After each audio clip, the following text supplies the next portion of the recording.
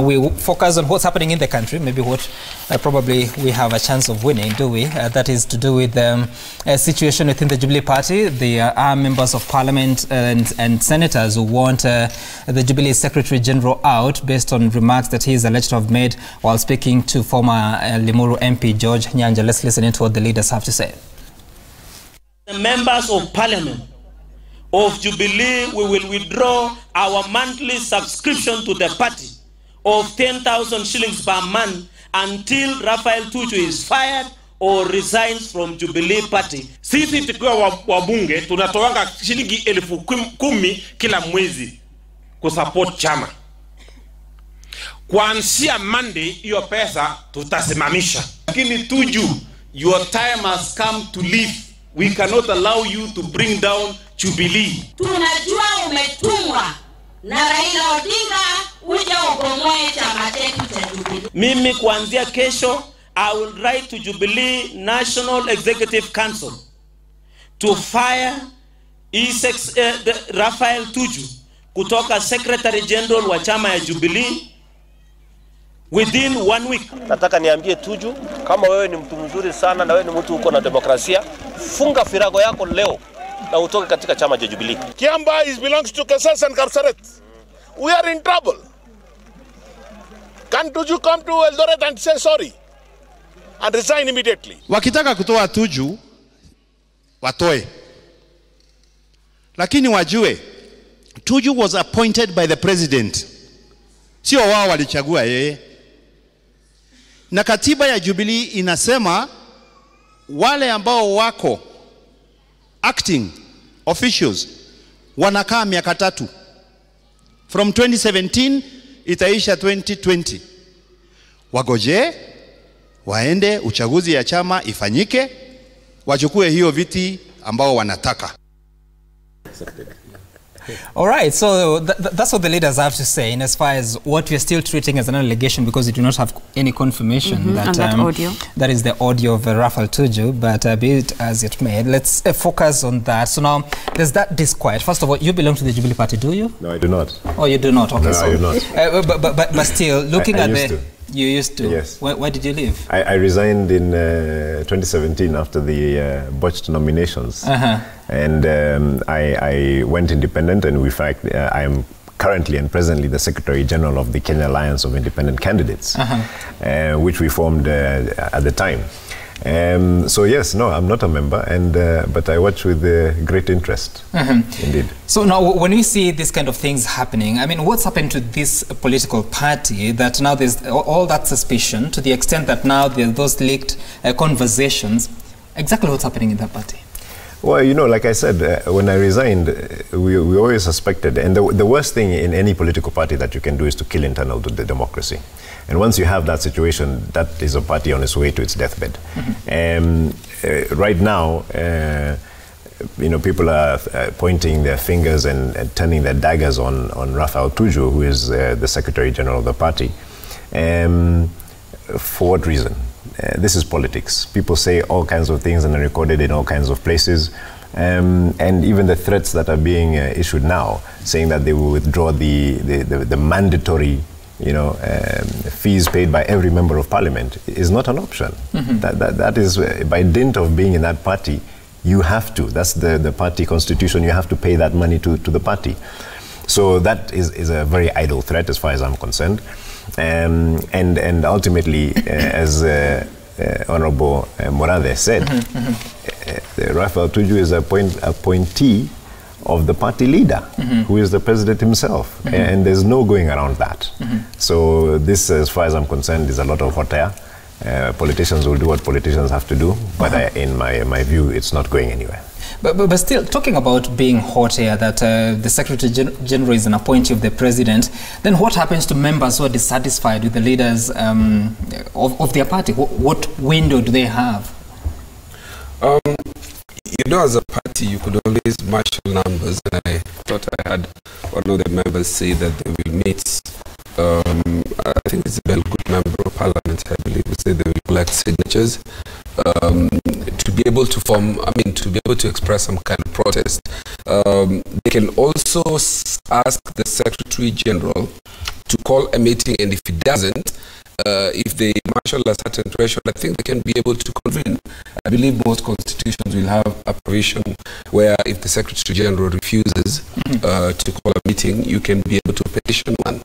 The problem is, what will that meeting result into if, for example, you don't have the party leadership with you?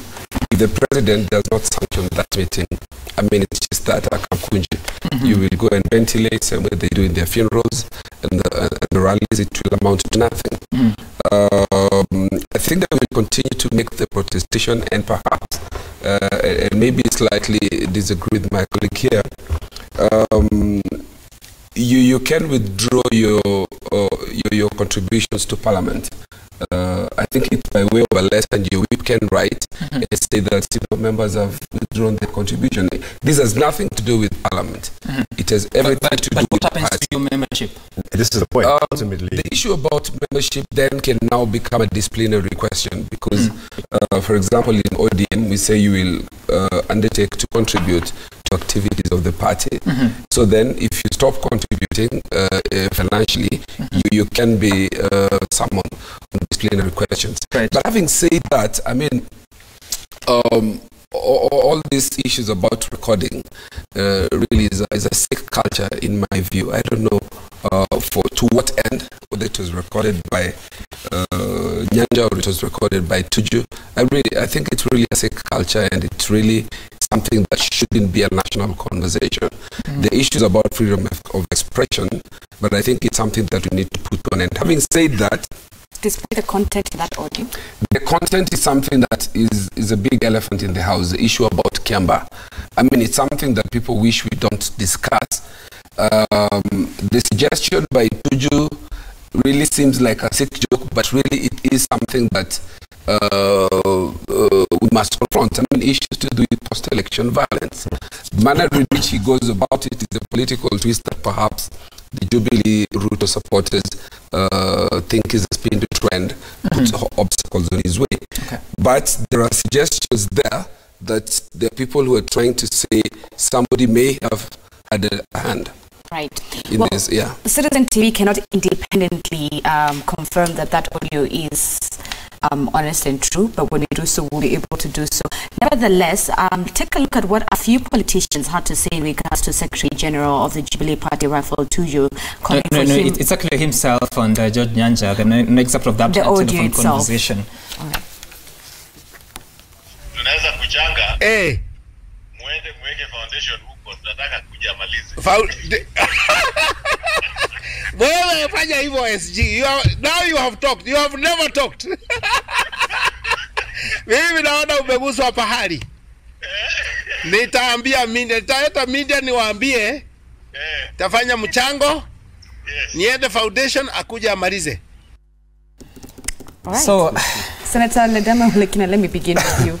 You've heard that audio in case you're hearing it for the first time, which I doubt, but what do you make of it?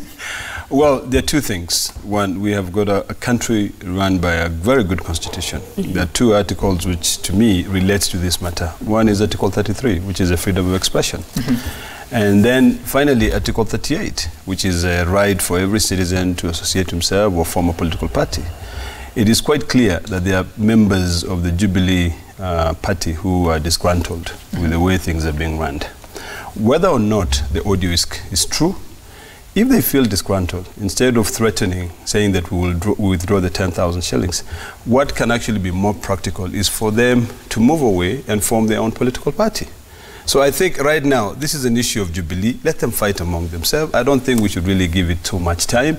This country, like Mheshimiwa Luocha said, has now gotten into this culture of recording conversation. It's a sick culture. All right, for a politician outside looking inside, where do you stand in regards to what even the former chairman had to say, the former vice chairman, David Morales, saying that the ouster, these individuals, specific individuals, calling for the ouster of Raphael Tuju is spitting at the president's face, given the fact that it is the president who put him on that seat? That's actually, I would agree with Murathi. I think if I appoint you, and if, it is up to me now to be able to carry out an investigation and then see how much damage this can cause, if it is indeed your voice, because this is still allegedly. You know, there's no way we can actually confirm that. You have to know that in terms of media, I can twist your voice. You know, I can easily do that, you know, with software. And also, the other thing that I can actually be able to do, unless we take that audio and put it into a program, like, what do you call it, one of the music programs, and then see whether the sequence, you know, is continuous, or other people have cut and edited it. Okay. So, I mean, there are so many things. Nevertheless, do you see it as a direct attack to the president? I don't think so. In my view, I think people are just disgruntled, and they just have to ventilate. They have to air their, disappointments. So really, because if it was a direct attempt, attack to the president, then they would have been mentioning the president's name. These guys are just disgruntled, and now what they want to do, it is quite clear that the Jubilee is divided into two.